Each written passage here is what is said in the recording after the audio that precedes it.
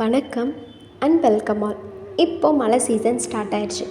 இந்த சில்லுன்னு வெதருக்கு சூடாக ஒரு டீ, கூடவே எண்ணெயில் பொரிச்சு எடுத்த பஜ்ஜி, அப்படியே சைடில் இளையராஜா சாங் கேட்டுக்கிட்டே இயற்கையை ரசித்தா எப்படி இருக்கும்? எனக்கும் சொல்ல ஆசை தாங்க. But when it comes to reality, நான் சொல்கிற மாதிரி கொஞ்சம் யோசிச்சு பாருங்கள். மூக்கை விட வாயில் அதிகமாக சுவாசிக்கிறன்றவங்களுக்காகவும், சாப்பிடும்போது சுவை மனம் எதுவுமே தெரிய மாட்டேங்குது அப்படின்றவங்களுக்காகவும், கர்ச்சீஃப்க்கு ரெஸ்ட்டே கொடுக்க முடியாமல் தொடர்ந்து தும்மல், இருமல், சளி தொந்தரவு அதிகமாக இருக்குன்றவங்களுக்காகவும், ஒரு படி மேலே போய் நைட்டில் தூங்க முடியாத அளவுக்கு இருமலும் மூச்சு விடுவதில் சிரமமும் இருக்கிறவங்களுக்காகவும் தாங்க இந்த video. I am here by Dr. Gayatri, BAMS, a General Ayurveda Practitioner. வாங்க வீடியோக்குள்ளே போயிடலாம். முதலாவதாக கோல்ட் அண்ட் கஃப் பார்த்துடலாம். சளி மற்றும் இருமல் இந்த சீசனில் காமனாக அதிகமாக எல்லாருக்கும் வரக்கூடிய பிரச்சனை தாங்க இது. உடல் வெளியிலேருந்து வரும் குளிர் மற்றும் ஈரப்பதத்தினாலையும், ஹியூமிடிட்டி குறைவாக இருக்கிறதுனாலையும், தொடர்ந்து குளிர்ந்த உணவுகள் சாப்பிடுவதனாலும் மற்றும் மழை நீரில் நனைவதாலும் இந்த இருமல் மற்றும் சளி சுலபமாகவே வரும். இதற்கான அறிகுறிகள்னு பார்க்கும்போது மூக்கு ஒழுகுதல் அல்லது மூக்கடைப்பு இருக்கலாம். இரண்டாவது தொண்டை இரைச்சல்.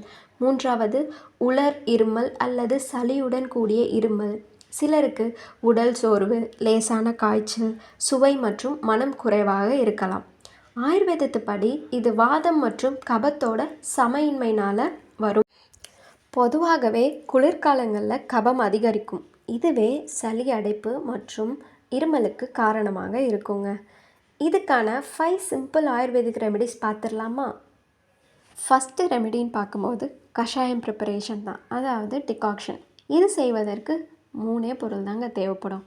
சுக்கு, கடுக்காய், சீந்தல் கொடி. சுக்கு 10 கிராம் அளவு, கடுக்காய் 20 கிராம் அளவு, சீந்தல் கொடி 30 கிராம் அளவு எடுத்து எல்லாமே தனித்தனியாக பொடி பண்ணிக்கணும். இந்த பொடியை 400 மில்லி தண்ணீர் சேர்த்து நல்லா கொதிக்க விடணும்.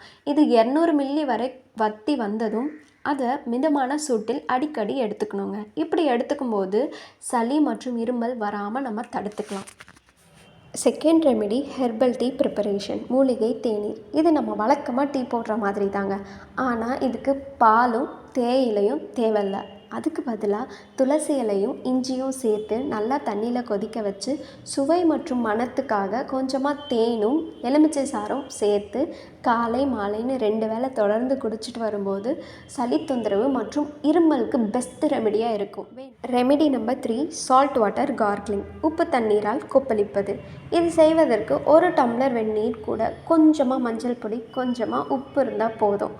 இதை தொடர்ந்து செஞ்சுட்டே வரும்போது தொண்டையில் இருக்க பாக்டீரியா நல்லா குறைஞ்சி வரும்.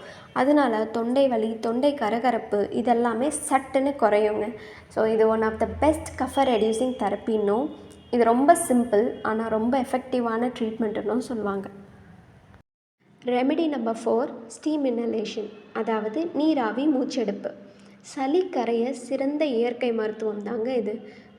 கொதிக்கிற தண்ணியில் தேவையான அளவு துளசி இலை, சுக்கு, ஓமம் இதெல்லாம் சேர்த்து அடிக்கடி நீராவி பிடிக்கலாம். இதை செய்யும்போது மூச்சு காற்று பாதை சூடாகி சளி கொஞ்சம் கொஞ்சமாக வெளியே வர உதவும். அதனால் மூக்கடைப்பு, சைனஸ் ப்ரெஷர் இதெல்லாமே உடனடியாகவே சரியாகும். இதெல்லாம் ஓகே. இது செய்யும்போது என்ன பண்ணக்கூடாது?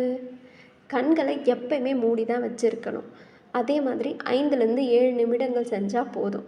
ஒரு நாளைக்கு 1 அல்லது 2 முறை செய்யலாம். அதுக்கு மேலே செய்யக்கூடாது. குழந்தைகளுக்கு நேரடியாக நீராவி கொடுக்கக்கூடாது. அதுக்கு பதிலாக துணியை வச்சு வெந்நீர் ஒத்தடம் கொடுத்துக்கலாம். Remedy number 5 regular practising of yogasana and pranayama. அடிக்கடி ஹாஸ்பிட்டல் போய் அதுக்காக நிறைய செலவு பண்ணாமல் தினமும் உங்களுக்காக கொஞ்சம் நேரம் ஒதுக்கி இந்த பயிற்சியெல்லாம் செஞ்சுட்டே வந்தீங்கன்னா உங்கள் ஹெல்த்தில் நல்ல இம்ப்ரூவ்மெண்ட்ஸ் இருக்கும்.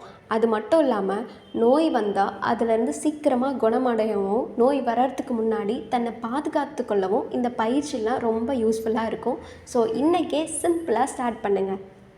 ஒரு சேயிங் இருக்குது, எந்த ஒரு விஷயத்தை இழந்தாலும் அதை விட பெஸ்ட்டான விஷயம் நமக்கு கிடைக்கும்னு சொல்லுவாங்க.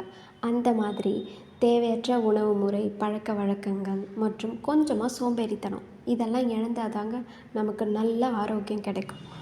அப்படி இல்லைன்னா ஆரோக்கியத்துக்காக எல்லாமே இழக்க வேண்டியதாக இருக்கும். புரியும்னு நினைக்கிறேன். So I will see you in the next video. Thank you.